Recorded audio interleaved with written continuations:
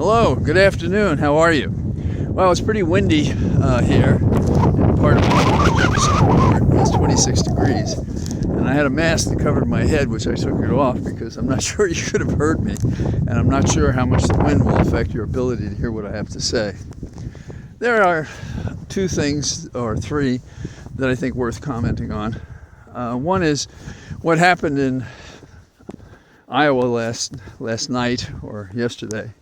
Namely that Trump got about 51% of the vote. The rest of the vote divided among those who would be Trump or who would be president, sounding like Trump, but not indicted like Trump. And that message so far hasn't worked. And the only person who seemed to be on the move was Nikki Haley, and she came in behind not saintly DeSantis. So they're off to New Hampshire. But you have to ask yourself, how could so many people in any state support any of these candidates? Now, I realize that there are some that may have gamed the system and showed up for the caucuses to vote for whom they thought would be best able to defeat Trump in the Republican primaries and caucuses. I don't know what that number is. Somebody will probably report it and we'll take a look at it. And then the independents may fit in that category as well. So that's kind of what we have. This election reminds me of a 1968 election when Gene McCarthy was challenging President Johnson because of the policies of the war, which it turned out ultimately the people of the United States were being lied to about what was going on in the war. And I guess everybody sensed it, and the people who came back in the second or third wave from the war brought with them information. But in 1968, Gene McCarthy was taking on the President of the United States, another Democrat, Lyndon Johnson. And McCarthy surprised everybody by getting a 44% or higher vote against the incumbent president. And that immediately encouraged Bobby Kennedy to get in the race. And then the whole rest of the year was a nightmare from which we could not awake, because we had the assassinations of Martin Luther King, we had the assassination of Robert Kennedy, Gene McCarthy, who had competed with Robert across the United States, didn't seem to want to have anything to do with it after the assassination in California.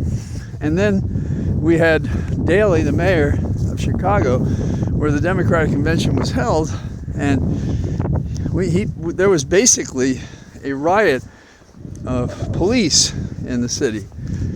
And to top it all off, the person who came out of this mess was Nixon. He became the president. He actually continued to lie, and we had some pretty terrible policies. So all this is to say, we don't know what's going to happen in New Hampshire. We don't know if Republicans could choose a woman for president. We don't know if DeSantis won't find votes in them Nar Hills. We don't know if Haley will find votes in South Carolina, her home state. So that's the story. But the thing that isn't the story in the coverage is, why in the world are we having this prehistoric process to choose candidates for any office, number one? And number two, what kind of people could support these people for office? Pretty amazing. Quite amazing. So that's one thing. The other thing, or the subcomponents, are the details surrounding the trial of Ms. Carroll, who won $5 million from Trump for his defamation and abuse. And now she's in court again, and she's seeking $10 million.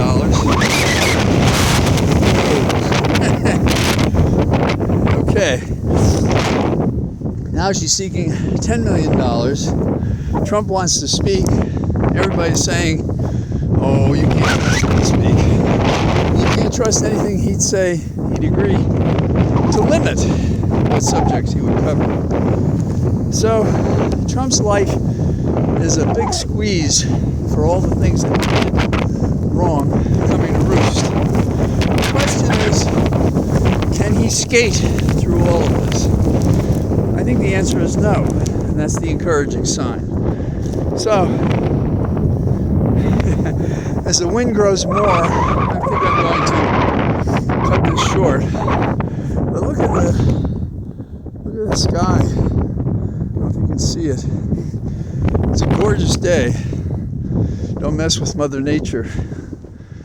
So the weather that tries our resolve and resources is similar to the unnatural struggle we have to restore the Republic.